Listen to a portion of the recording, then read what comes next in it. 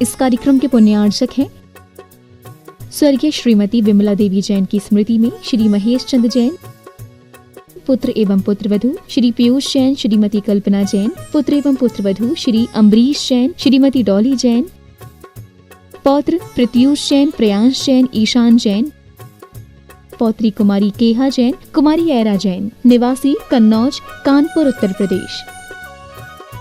पौत्री एवं दामाद कैप्टन नीलियांशा जैन, नीरज जैन, दोहित्र जयाक्ष जैन, निवासी रांची, झारखंड।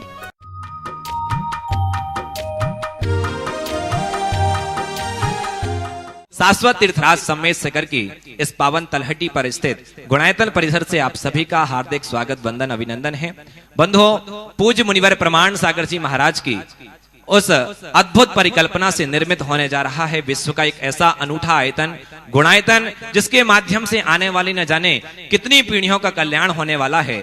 गुणायतन आने वाले न जाने कितने लोगों के सम्यक्त्व का कारण बनेगा। एक ऐसा अद्भुत वरदान प्रदान किया है पूज्य मुनिवर प्रमाण सागर जी महाराज ने अपनी करुणामयी इस दृष्टि से अपने जीवन का सर्वश्रेष्ठ लगा करके सातिशय पुण्य का अर्जन कीजिए गुणायतन में। यदि आप आज तक नहीं जुड़े हैं गुणायतन से, तो बंधुओं आज ही जिनवाणी चैनल, पारस चैनल और प्रमाणिक ऐप के माध्यम से जो नंबर चल रहे हैं उन नंबरों पर आप कॉल कीजिए और उन नंबरों के माध्यम से जितनी भी गुणायतन में निर्माणकारी योजना चल रही हैं उनसे अवगत होते हुए अपने जीवन का सर्वश्रेष्ठ लगा करके सातिशय पुण्य का अर्जन कीजिए। और साथ ही साथ विशेष सांधारा का जो आप पुण्यार्जन प्राप्त करते हैं प्रतिदिन पूज्य मुनिवर के मुखारविंद से यहाँ सांधारा संपन्न होती है, उसमें भी आप अपना योगदान और दान देकर के सातिशय पुण्य का अर्जन कर सकते हैं। आइए हम इसी कड़ी को आगे ले चलते हैं और आगे के संचालन के लिए मैं बुलाना चाहूंगा बड़े ही सम्मान के साथ आदरणीय भैया जी आदित्य।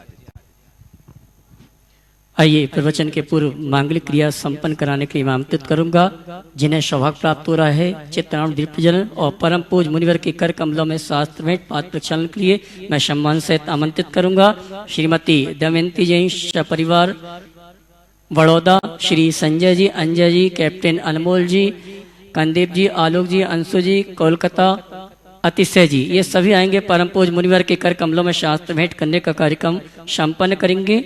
जिनवाणी जग मैया जन में दुख मेट दो, जन में दुख मेट दो, मरने दुख मेट दो, जिनवाणी जग मैया जन में दुख मेट दो। और मैं सम्मान से आमंत्रित करूंगा कैप्टन अनमोल जी के परिवार को, वे आए परम पूज मुनिवर की चरण वंदना पात्र प्रक्षालन के रूप में करें। आइए साहब। बंधु, यहाँ पर प्रतिदिन मांगलिक क्रियाएं प्रवचन के पूर्व संपन्न होती हैं। जो भी सौभाग्यशाली यह अवसर प्राप्त करना चाहते हैं प्रवचन के पूर्व चित्रावण दीप प्रज्वलन, पाद प्रक्षालन और साथ भेंट करने का कार्यक्रम संपन्न करना चाहते हैं, अपनी ओर से, अपने परिवार की ओर से, अपने नगर की ओर से राशि रखी गई मात्र 51,000 रुपये की राशि। 51,000 रुपये की राशि में आप ये सौभाग्य प्राप्त कर सकते हैं। और जिन्होंने मानसिकता बनाई है सिद्ध क्षेत्र में आने की और आपकी अगर डेट निश्चित हो गई है तो बंधु आप 51,000 की राशि के माध्यम से ये सौभाग्य प्राप्त कर सकते हैं। मेरे पास कुछ सदस्य जुड़े हैं जिन्होंने अपनी ओर से गुणायतन से जुड़ने का सौभाग्य प्राप्त किया है।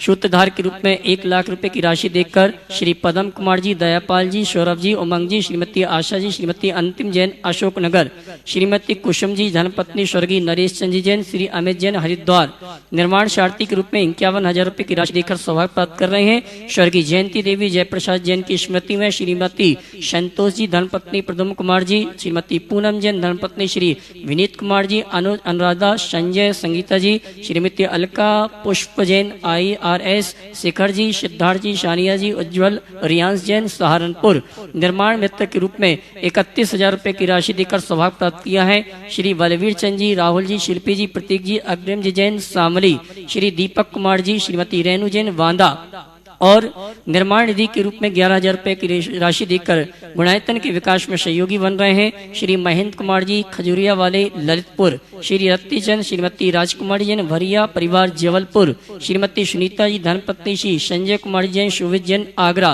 श्री कमल चंद जी पहाड़िया, श्रीमती मंजू पहाड़िया जयपुर, मंदा सुधाकर देशमानी, सम्यक विजय कुमार देशमानी बीड़ महाराष्ट्र, श्रीमती चंदनमाला, श्री आशीष रेणु जैन भोगांव मैनपुरी यूपी और चातुर्मास स्थापना के जो 108 क्लास स्थापित किए जा रहे हैं उसमें मेरे पास एक नाम आया है अभी अभी खुरई से आगम जैन, जिन्होंने एक कलश स्थापना के लिए अपनी ओर से 1,31,000 रुपये की राशि देने की घोषणा की। बहुत बहुत धन्यवाद। उनके भावों के अनुबंध में ताली बजाकर उनका सम्मान करें।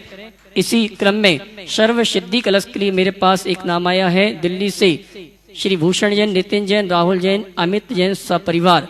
और इसी क्रम में जिन्होंने इस गुणायतन से निर्माण मित्र के रूप में जुड़ने का सौभाग्य प्राप्त किया है, श्री अशोक जी, अभिषेक जी, अरियंत जी, आरजू, अंश, समस्त सिंगई परिवार, टीकमगढ़, मध्य प्रदेश। बहुत बहुत धन्यवाद। अशोक जी अगर यहाँ पर उपस्थित हैं तो मैं सम्मान सहित आमंत्रित करूंगा, वे आए। श्री पलचाकर पूज्य सपरिवार आए, पूज्य मुनि श्री की गुरु वंदना का सौभाग्य प्राप्त करें। श्रीमान अशोक जी, अभिषेक जी, अरियंत जी, आरजू, अंश, समस्त सिंगई परिवार, टीकमगढ़, वे आएंगे। परम पूज्य मुनिवर के श्री चरणों में श्रीफल चढ़ा के गुरु वंदना का सौभाग्य प्राप्त करेंगे और आप उनके भावों की अनुमोदना में ताली बजाकर उनका सम्मान करें। आइए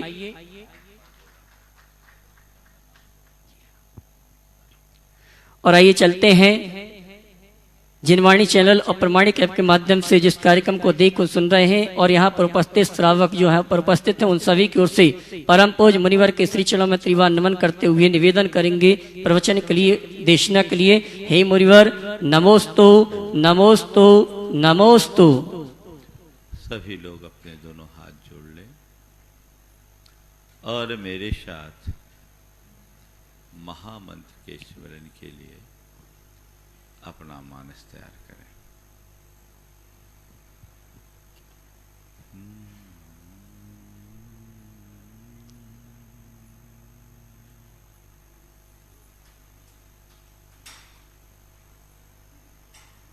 ड़वो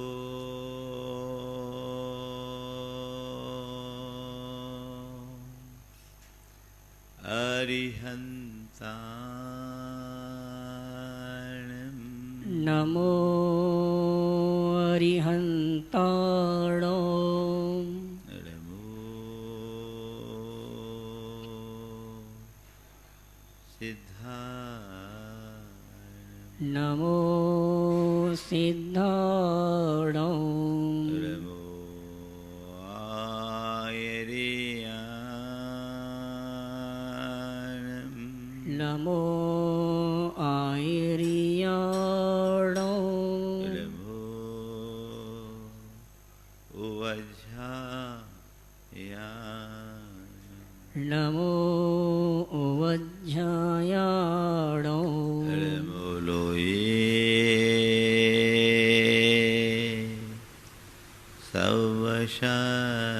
सवशाहुनं नमो लोए सव्यशाहुणो एषो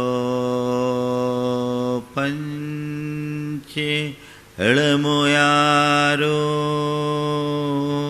ऐसो पंचि नमो यारो सर्वपावपनाशिनो शव्य पावपनाशिनो मङ्गलाळं च सवेशिं मंगलाणं चे शवेशिं परमं होयि मङ्गलम् परमं होयि मंगलो। जय बोलो देवादिदेव खजराट श्री भगवान महावीर स्वामी की जय जय जय अहिंसा परमो धर्म की जय जय जय परम पूज्य आचार्य गुरुवर श्री विद्यासागर जी महाराज की जय जय जय। बोले परम पूज्य मुनि श्री 108 प्रमाण सागर जी महाराज की नमोस्तु।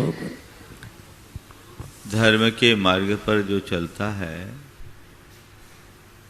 वही मुक्ति का अधिकारी है और धर्म का पथ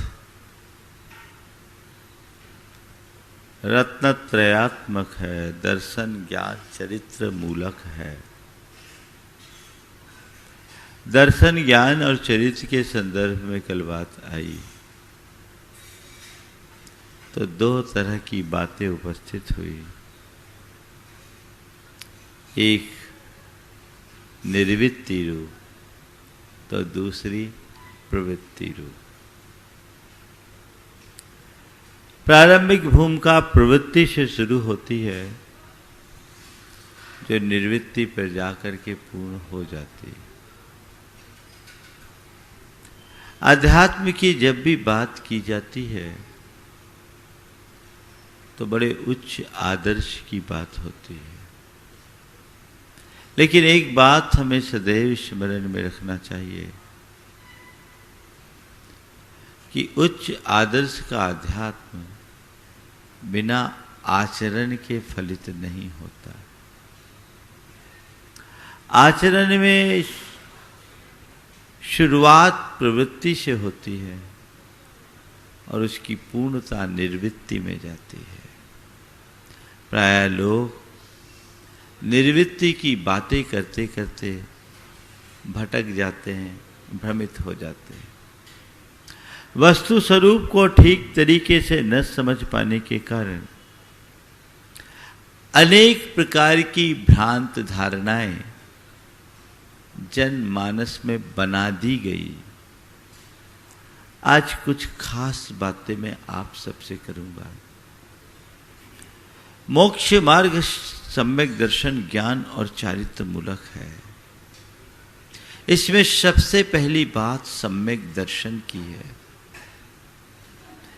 कहते हैं सम्यक दर्शन के अभाव में हमारा जीवन नहीं चल सकता। मोक्ष मार्ग में हमें आगे बढ़ना है तो हमारे अंदर श्रद्धान होना चाहिए, हमारे अंदर ज्ञान होना चाहिए, हमारे अंदर आचरण होना चाहिए। श्रद्धा, ज्ञान और आचरण तीनों जरूरी है। इसे हम एक नसैनी के माध्यम से समझ सकते हैं। नसैनी होती है, इसके आजू बाजू में दो पाए होते हैं, बीच में कुछ आड़ी लकड़ियां होती हैं। आड़ी लकड़ी के अभाव में आजू बाजू के पाए व्यर्थ हो जाते हैं और आजू बाजू के पाए के अभाव में आड़ी लकड़ियां भी अर्थहीन हो जाती हैं। आजू बाजू की जो दो लकड़ियां हैं वो सम्यक दर्शन और सम्यक ज्ञान की प्रतीक है, और बीच की जो आड़ी लकड़ी है वो सम्यक चारित्र की प्रतीक है, जो हमारे उत्तरोत्तर आध्यात्मिक विकास का द्योतक है। जैसे एक नसैनी के लिए इन तीनों की जरूरत है, वैसे ही सिद्धि के शिखर पर पहुंचने के लिए भी इन तीनों की आवश्यकता है। एक भी कम हो गया तो काम नहीं चलेगा। इसे दूसरे संदर्भ में लें तो इसे हम अपनी मस्तिष्क, आंख और पैरों के प्रतीक के रूप में भी देख सकते हैं। मस्तिष्क से हम निर्णय लेते हैं, आंखों से देखते हैं और पांवों से चलते हैं, तब कहीं जाकर हम चलने में समर्थ हो पाते हैं। यदि हमारा कोई निर्णय ना हो, हम चलते रहें तो चलते रहेंगे, कहीं पहुंच नहीं पाएंगे।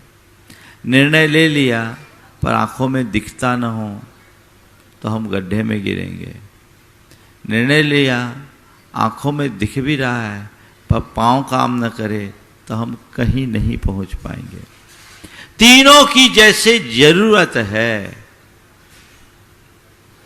वैसे ही साधना के पथ पर श्रद्धान की जरूरत है, ज्ञान की जरूरत है, आचरण की जरूरत है। अब सवाल है, किसका श्रद्धान, किसका ज्ञान और कैसा आचरण? जब हम धर्म की बात करते हैं और आचार्य कुंद से बात करते हैं तो वे तो समय सार में कहते हैं, देख जीवन का सच्चा आनंद लेना है तो सीधे अपने आप में डूब, अपने आप का श्रद्धान कर अपने आप का ज्ञान कर और अपने आप में डूब जाने वाला आचरण कर। जहां अपने से बाहर किसी की स्वीकृति ना हो, केवल स्वयं की स्वीकृति और स्वयं में की अनुभूति हो, उसमें डूब जाओ, पर से नाता तोड़ो। वो कहते हैं जो आत्मा में डूबा है वो सम्यक दृष्टि है, और जो आत्मा से बाहर है वो मिथ्या दृष्टि है। वहां जब हम सम्यक दर्शन की बात करते हैं तो वो कहते हैं जो चत्तारि विपाये छिंदधिकम बंध मोह करे, सो निसंकोचेदा सम्मा दिट्ठी मुने अब्बो। वे बड़े आत्म ध्यान की बात करते हैं कि जो चारों प्रकार के कर्म को बांधने वाले मोहकारक पादों को छेदते, मिथ्यात्व को, असंयम को, कषाय को और योग को, वो सम्यक दृष्टि है। अर्थात जो वीत राग अवस्था को प्राप्त कर लिया वो सम्यक दृष्टि। उससे बाहर वो सब मिथ्या दृष्टि। इसी बात को वो मोक्ष पहाड़ में जाकर के तो और खुले शब्दों में कहते हैं, सद्दव्व रवो शमनो सद्दिट्ठी होई नीमेन। कि जो सद्रव्य में लीन श्रमण है वही सम्यक दृष्टि होता है। और सम्मत परिणदो पूर्ण हने दुठट्ट कम्माई, वो अपने सम्यक्त में परिणत होकर आठों कर्म का नाश करता है। इससे उलट परदब्ब रवो समनो मिच्छा इट्ठी हवे नीमेन मिच्छत परिणदो बंधे दुठट्ट कम्माई। स्वद्रव्य में जो लीन है, रत है, वो सम्यक दृष्टि, और पर द्रव्य में जो रत है वो मिथ्या दृष्टि। शब्द सुनने में बड़ा आनंद आता है, लेकिन जब इसके अर्थ को देखते हैं तो लगता है कि ये बिल्कुल अलग बात है, बहुत ऊंची भूमिका की बात है। अगर इस अर्थ से हम सम्यक दृष्टि और मिथ्या दृष्टि की विवेचना करने लगे तो प्रवृत्ति में जीने वाले सब कोई मिथ्या दृष्टि साबित होंगे कि नहीं। और हम आपकी बात तो जाने दीजिए, जिस समय आचार्य कुंद इस गाथा को लिख रहे हैं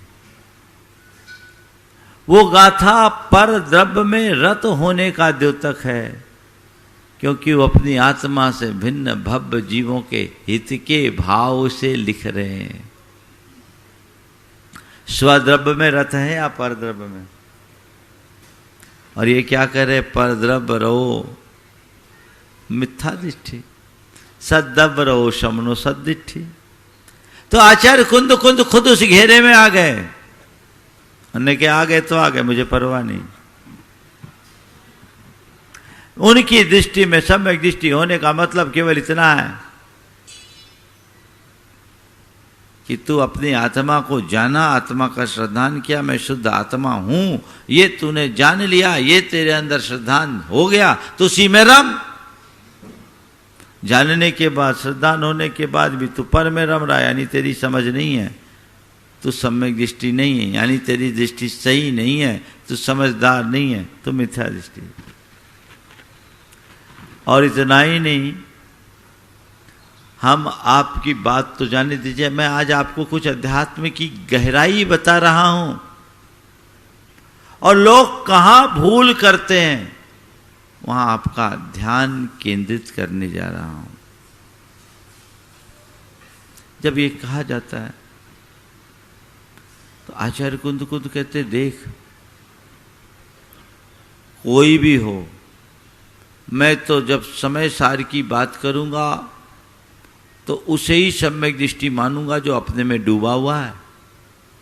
जो अपने से बाहर लग रहा है वो सम्यक दृष्टि नहीं है, चाहे वो श्रुत केवली भी क्यों ना हो।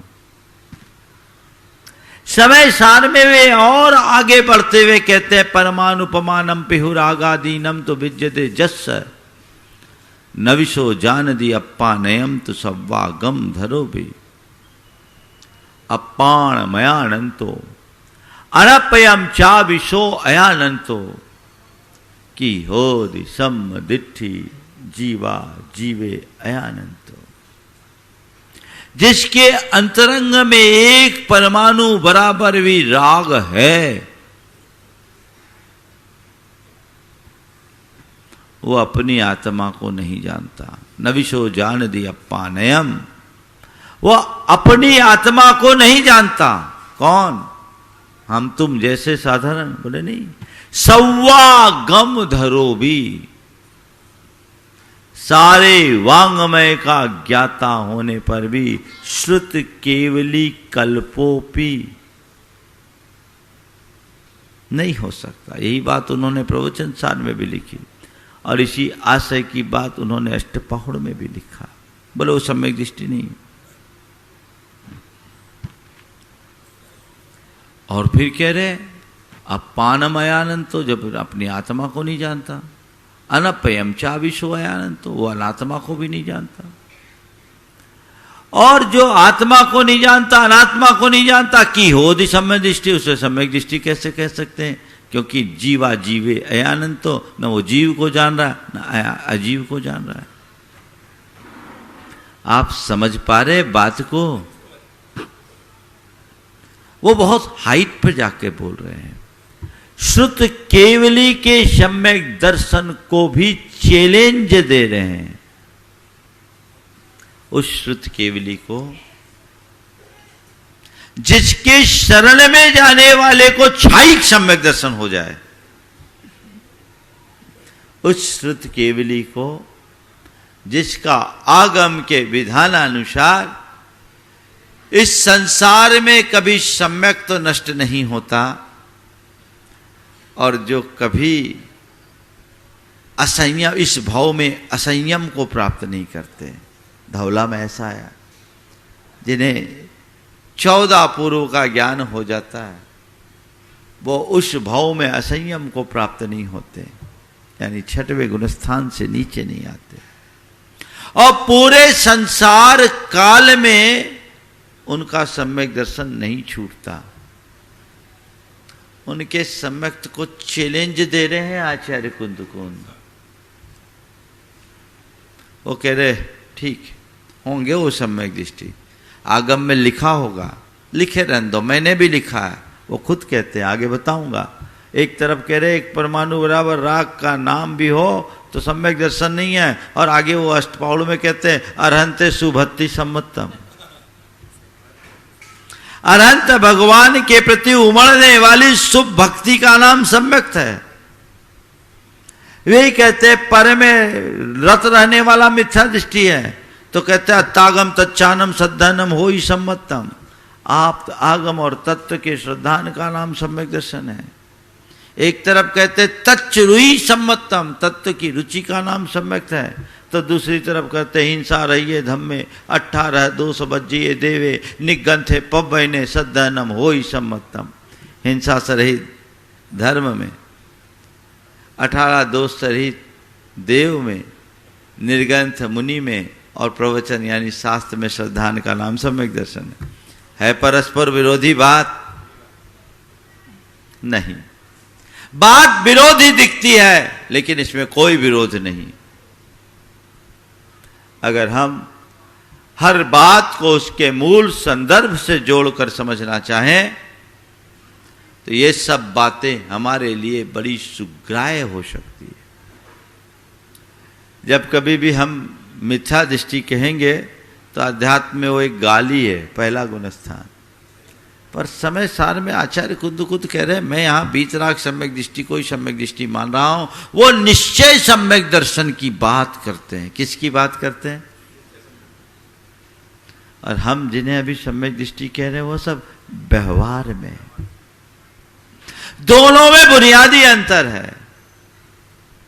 4 बातें आप सबसे कहूंगा।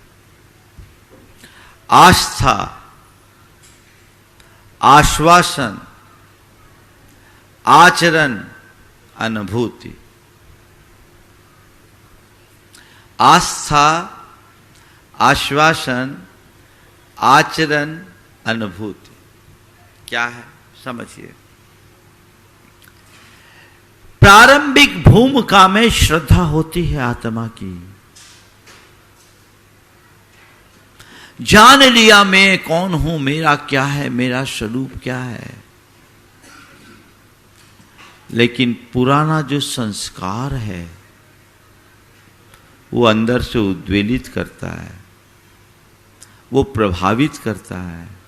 उसके परिणाम स्वरूप आचरण वैसा नहीं हो पाता। आस्था अलग, आचरण अलग, भिन्नता दिख रही है लेकिन जी नहीं पा रहे हैं। और एक भूमिका वो है, जान लिया तो अब पर से कोई मतलब नहीं। जैसी आस्था वैसा आचरण। मैं शुद्ध आत्मा हूं तो बस मैं हूं, मैं भी नहीं हूं, पर का कोई संबंध ही नहीं, उसी में डूब गया। ये परम अनुभूति है। लेकिन मैं तो हूं, आत्मा तो हूं, लेकिन ये मेरा शरीर है, ये परिवार है, ये परिजन है, ये धन है, ये संपत्ति है, ये जो अंदर से जुड़ा है वो अपनी ओर आकृष्ट कर रहा है। जान रहे, श्रद्धान है कि इनका मुझसे कोई नाता नहीं है, एक परमाणु भी मेरा नहीं है, पर मेरे पास है, भी मेरे काम का है। चित्त उनके साथ लग रहा है। जहां आस्था और आचरण में भिन्नता हो उसका नाम है सराग सम्यक दर्शन, व्यवहार सम्यक दर्शन। और जहां आस्था और आचरण की एक रूपता हो उसे कहते हैं बीतराग सम्यक दर्शन या निश्चय सम्यक दर्शन। इसे एक उदाहरण से समझिए। हर सिगरेट के डब्बे पे लिखा होता है इंजीरियस फॉर हेल्थ, लिखा रहता है। वैधानिक चेतावनी है। सिगरेट में जहर है, हर गुटखा के पाउच पर लिखा होता है ना। और जो पढ़े लिखे नहीं है उनके लिए वो चेहरा बना होता है बिच्छू जैसा, है ना, लिखा है। लेने वाला जान भी रहा है, मानता भी है कि हाँ भैया ये जानलेवा है, पर कहता क्या करूं, छूटती नहीं है, छोड़ूंगा अभी नहीं। ये क्या है? वो ये नहीं कह रहा कि ये अमृत है, पर अभी इसके बिना मुझसे रहा नहीं जाता, जहर है, जान करके भी ले रहा है। यहां आस्था एक तरफ, आचरण विपरीत है। दूसरी ओर एक व्यक्ति को कहा जाए ये साइनाइड है, पोटासियम साइनाइड, इसका थोड़ा स्वाद बता दो, तुम्हें 10 लाख देंगे। हालांकि किसी को कहना नहीं, फंस जाओगे, मैं तो उदाहरण के लिए दे रहा हूं। कोई व्यक्ति अगर ऑफर करे कि तुम्हें 10 लाख देंगे, इसका स्वाद बता दो, आप क्या करोगे? ना बाबा ना, ये नहीं हो सकता। क्यों? अगर मुंह में डालेंगे तो स्वाद बचाने लायक ही नहीं बचेंगे, ये तो जहर है, जहर। जहर सिगरेट में भी है, जहर साइनाइड में भी है ना। लेकिन साइनाइड के जहर को छूने का भी मन नहीं होता और सिगरेट का जहर चलता है। ऐसी हमारी श्रद्धा 2 स्तर की होती है। जब तक पर द्रव्य और विषयों के प्रति हमारी श्रद्धा सिगरेट जैसी होती है, वहां आस्था अलग और आचरण अलग होता है।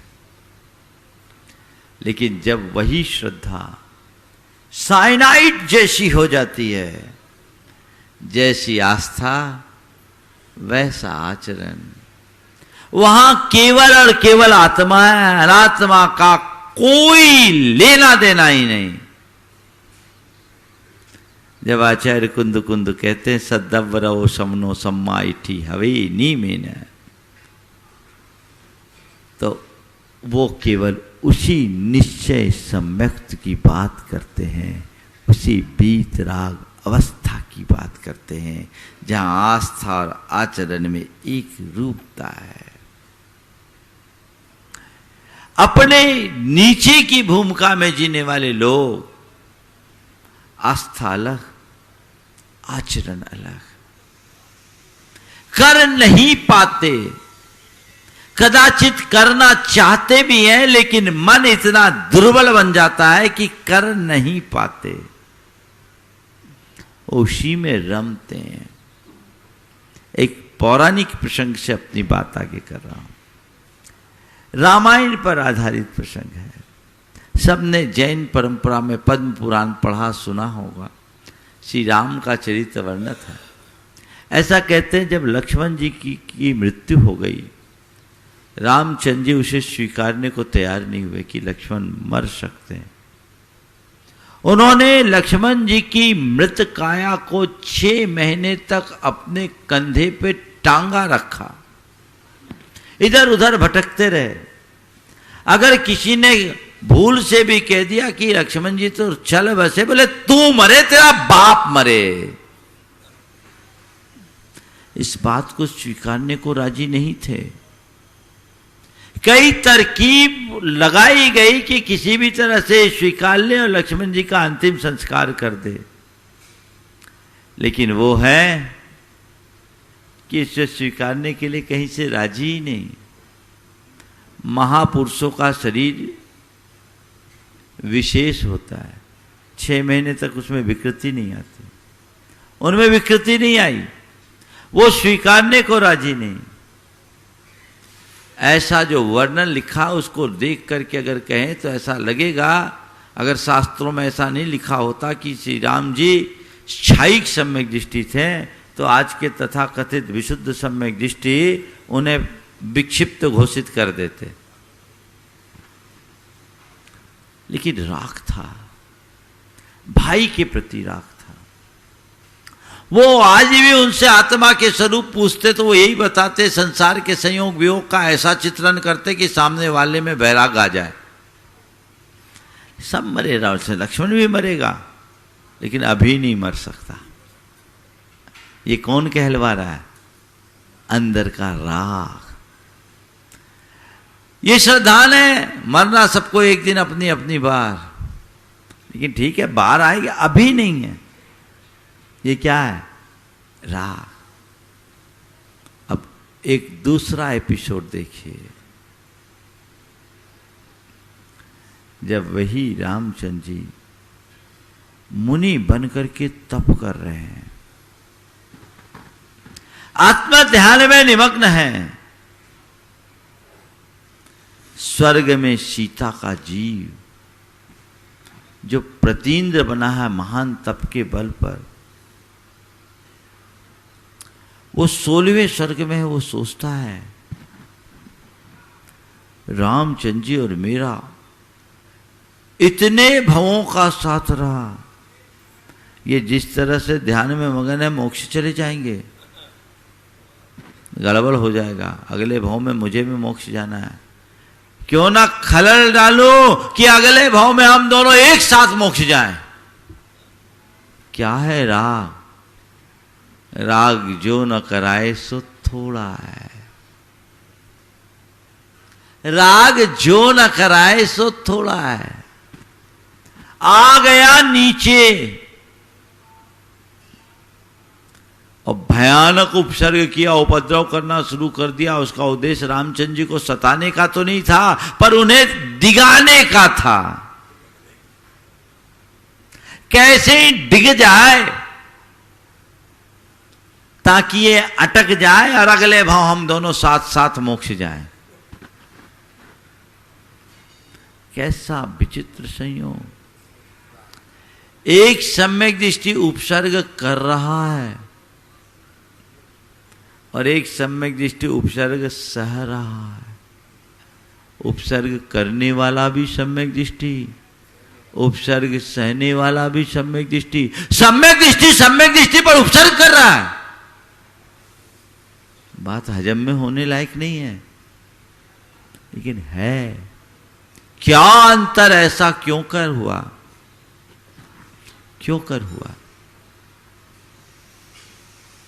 जानते हैं क्यों हुआ? रामचंद्र जी को कोई फर्क नहीं पड़ा, वो तो और जितना उपसर्ग हुआ उतने डूब गए और उन्हें केवल ज्ञान हो गया। उपकार ही हुआ परोक्ष रूप से।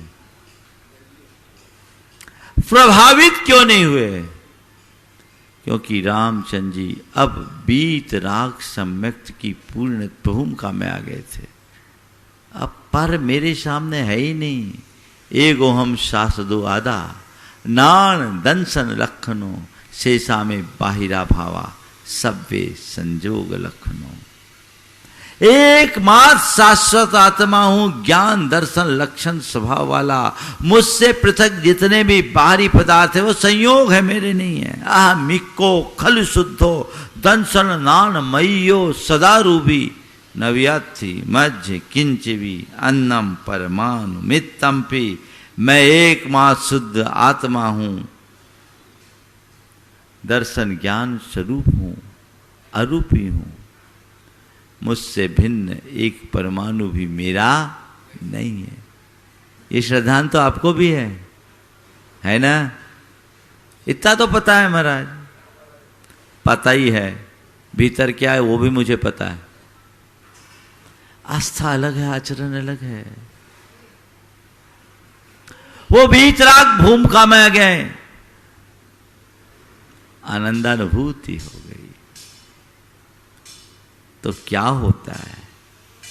प्रारंभिक भूमिका में जब तक ध्यान की गहराई में नहीं उतरा जाए तब तक पर को पर जानने के बाद भी तत्परता बनी रहती है, और उत्तर भूमिका में पर का कोई नाता ही नहीं होता। लक्ष्य वही है, साध्य वही है, पर पहुंचने के लिए रास्ता तो क्रम से बढ़ेगा। पहले फूल खिलेगा तब फल उगेगा, बिना फूल के फल नहीं। फूल तोड़ दो फल मिलेगा, हमें फूल नहीं चाहिए फल चाहिए। तोड़ के फेंको फूल, फिर बता देना फल मिल जाए तो। फूल भी जाएगा फल भी जाएगा। फूल ही विकसित होकर फल में रूपांतरित होगा। ये बात सच है कि हर फूल फल नहीं बनता, लेकिन फूल के बिना फल नहीं उगता। व्यवहार से ही निश्चय को पाया जा सकता है।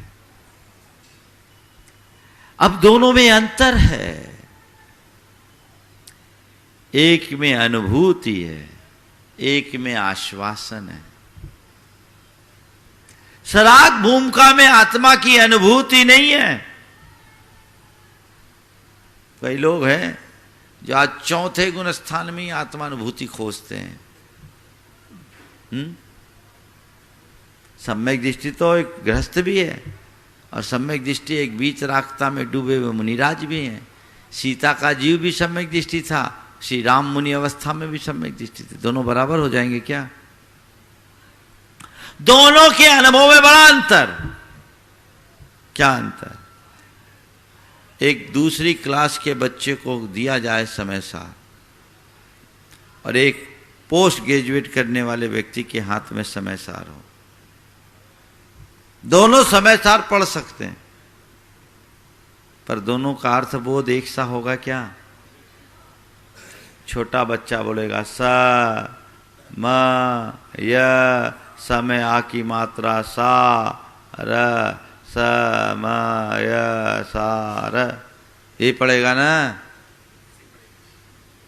उसके भेजा में कुछ घुसेगा? लेकिन जो पोस्ट ग्रेजुएट है वो समय सार को पढ़ेगा तो न केवल शब्द पढ़ेगा अपितु उसका भाव भी गढ़ेगा। आज सबसे बड़ी विडंबना ये है कि पहली दूसरी का बच्चा समय सार पढ़कर जो पोस्ट ग्रेजुएट कर गए हैं उनके समकक्ष अपने आप को बता रहा है, बोले पापा देखो मैं भी समय सार पढ़ लेता हूं। बेटा पढ़ ले, पर बाप अंदर ही अंदर हंसता है। समझ में आ रही है बात? इसी ने सब गड़बड़ किया। तो महाराज ये अलग अलग उपदेश क्यों दिया, हम लोग कंफ्यूज ही नहीं होते? तो भैया उपदेश पात्र के अनुरूप होता है। जो पाप में मग्न है उसको बोलते हैं पहले पाप छोड़, और जो पाप को छोड़ चुका उसको बोलते हैं इससे भी ऊपर उठ, अपने में डूब। वैद्य के पास एक मरीज गया, कमजोरी का शिकार था। वैद्य ने उसे देखा, कहा तुम्हारा लीवर खराब है, घी खाना बंद कर दो। उसको घी का त्याग करा दिया। दूसरा व्यक्ति गया, वो जवान था, वो भी कमजोरी का शिकार था। पूछा क्या करते हो? बोले पहलवानी। खाते क्या हो? बोले रूखी रोटी। बोले रूखी रोटी खा करके पहलवानी करोगे तो कमजोरी नहीं तो क्या होगी? कल से घी का हलवा खाया करो। सामने वाला बड़ा आश्चर्य, एक ऐसा वैद्य है, एक ही बीमारी के दो लोगों को अलग अलग इलाज, एक से घी छुड़वा रहे और एक को घी खाने बोल रहे हैं। बोले बात क्या है? बोले भैया रोग के अनुसार चिकित्सा की जाती है, रोगी के अनुसार नहीं। तुम्हारा लीवर खराब है इसलिए घी तुम्हारे लिए जहर है, और तुम पहलवान हो तो तुम्हारे लिए घी की जरूरत है, घी तुम्हारे लिए अमृत है। समझ गए? पर क्या बताएं, आज यही हो रहा है। जिनका लीवर खराब है वो घी का हलवा खा रहे हैं, सो लीवर तो गया, हलवा और बेकार हो रहा है। उन्हें अपने लीवर को दुरुस्त करने की जरूरत है, तब हलवा खाए। अभी तो खिचड़ी खा के काम चला है, मट्ठा पी के काम चला है। समझ गए? तो आगे बढ़ेंगे। पात्रानुरूप उपदेश। अनुभव समान नहीं होते। आत्मा की अनुभूति केवल और केवल उन्हें होती है जो वीत राग दशा को प्राप्त करते हैं। यहां क्या है? यहां आश्वासन है। जैसे कोई बहुत प्यासा हो, प्यास से पीड़ित हो, तो प्यास से पीड़ित व्यक्ति को कहा जाए कि जाओ, वो 1 मील आगे नदी बह रही है, वो उधर जा रहा है। थोड़ी राहत से मिली कि भैया आप पानी मिलेगा, अभी तक तो प्राण निकले जा रहे थे। नदी के निकट पहुंचा है, ठंडी ठंडी हवा आ रही है, कुछ आनंद की अनुभूति होगी, तसल्ली से आएगी, भैया आप प्यास मिट जाएगी, पक्का है, अब मेरे जान बच जाएगी। चलो बहुत बहुत उपकार किया उनने, मुझे पानी बता दिया। अब नदी के निकट पहुंच गए, पानी के पास भी पहुंच गए। तसल्ली, कितना स्वच्छ साफ पानी है, ये मेरे लिए प्यास ही नहीं मुझे जीवन दान देगा। पर ये बताओ अभी प्यास बुझी है क्या? वो वहीं खड़ा रहे, पानी देखता रहे तो बुझ जाएगा। उसकी प्यास कब बुझेगी? जब वो नदी के जल को अपने अंजुली में लेकर उसका पान करेगा, गले से नीचे उतारेगा, तब उसे तृप्ति की अनुभूति होगी ना।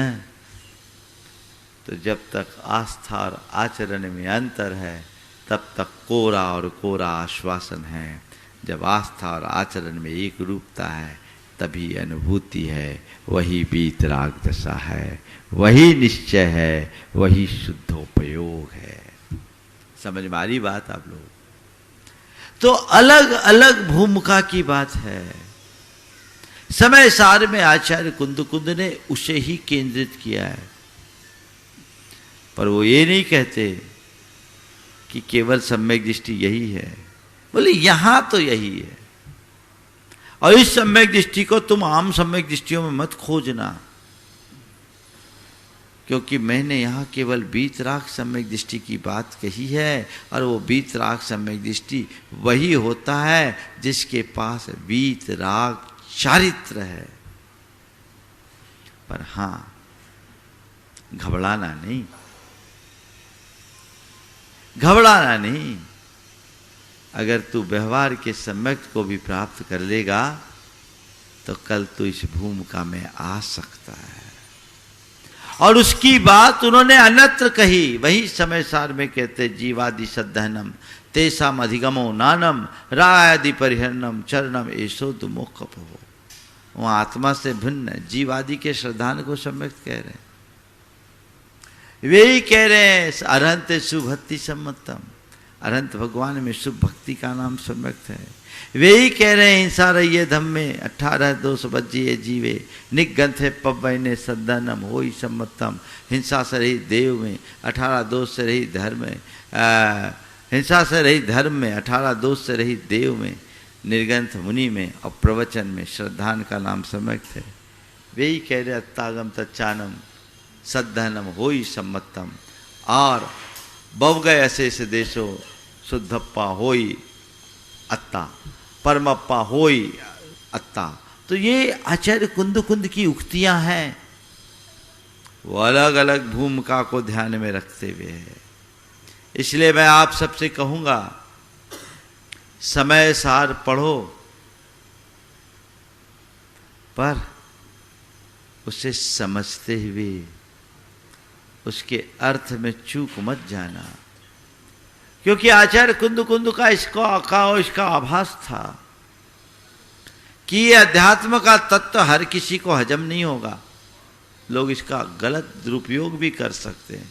इसी आशंका से प्रेरित होकर उन्होंने समय सार में लिखा तम एयत वियत्तम तम एयत विभत्तम दाये हम अपनो सविहवेन जदि दाये जपमानम चुक्के ज छलम न घेतब्बम। मैं उस एकत्र विभक्त आत्मा की बात तुम्हें दर्शा रहा हूं, तुम्हें बता रहा हूं, लेकिन यदि उस प्रतिपादन में मुझसे कोई चूक हो जाए तो तुम छल ग्रहण मत करना। उन्हें पता था 20वीं शताब्दी में कोई छलिया उतार लेगा, कोई छल ग्रहण कर सकता है, अर्थ का अनर्थ हो जाएगा, चूक जाओ। और इन अर्थों को लेकर के नीचे की भूमिका में रहने वाले को मिथ्या दृष्टि मत कह देना कि जो परद्रव्य में रथ है सो मिथ्या दृष्टि। तो अरहंत की भक्ति करने वाला भी मिथ्या दृष्टि, देव गुरु शास्त्र के प्रति समर्पित रहने वाला भी मिथ्या दृष्टि नहीं। भूमिका के अनुरूप ही उपदेश होता है, और हम जिस भूमिका में हमें उसमें चलना है। आज जो बात मैंने आपसे की केवल अपने कंसेप्ट को ठीक करने के लिए कहा।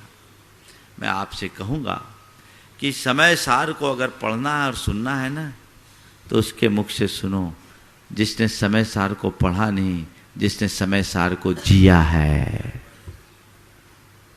जिसने समय सार का अनुभव किया है। गुरु मुख से ही समय सार सुनो तो जीवन का आनंद है।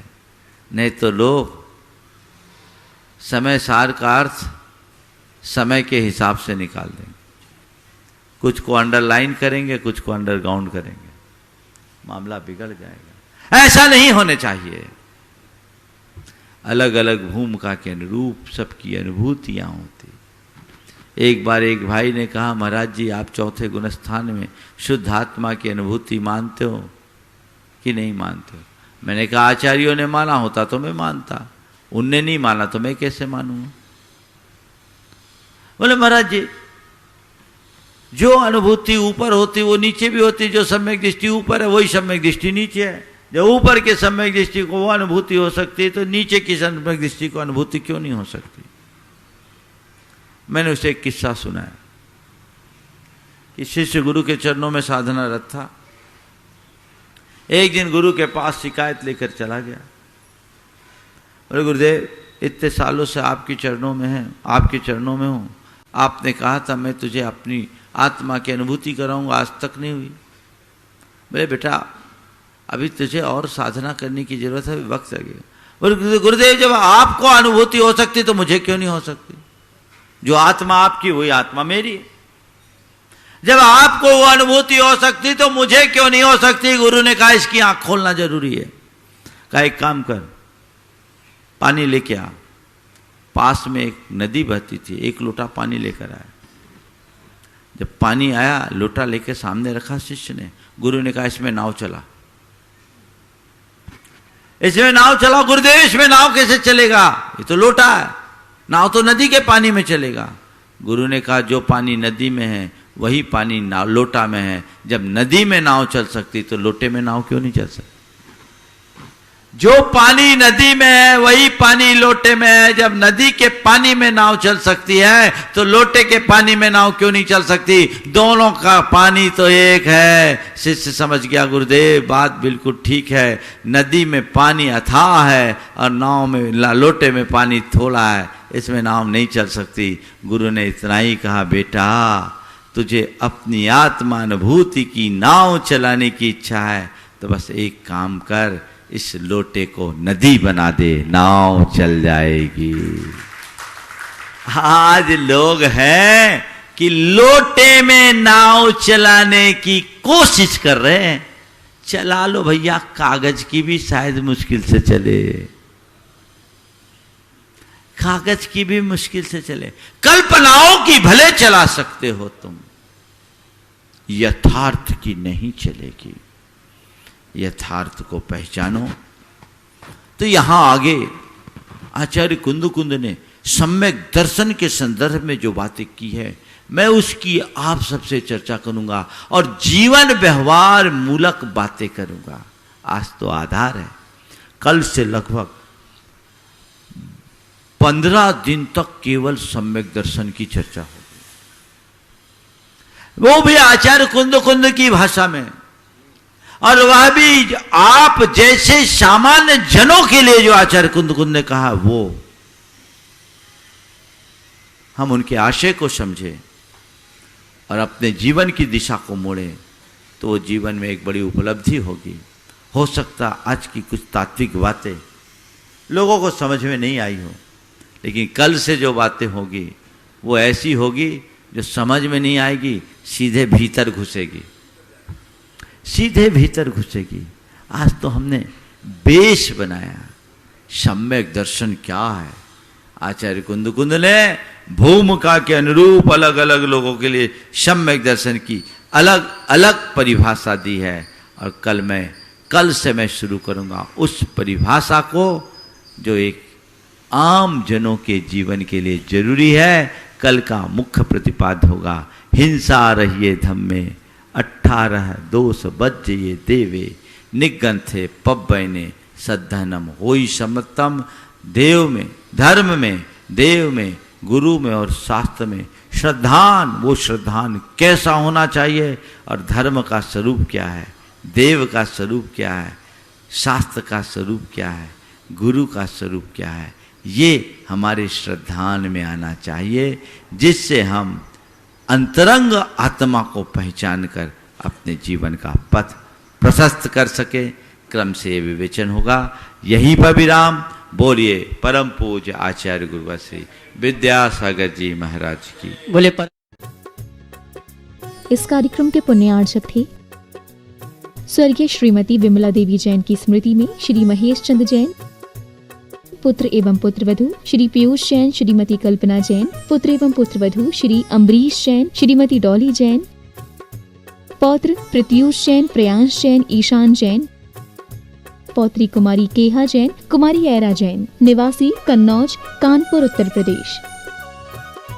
पौत्री एवं दामाद कैप्टन नीलियांशा जैन, नीरज जैन, दोहित्र जयाक्ष जैन, निवासी रांची, झारखंड।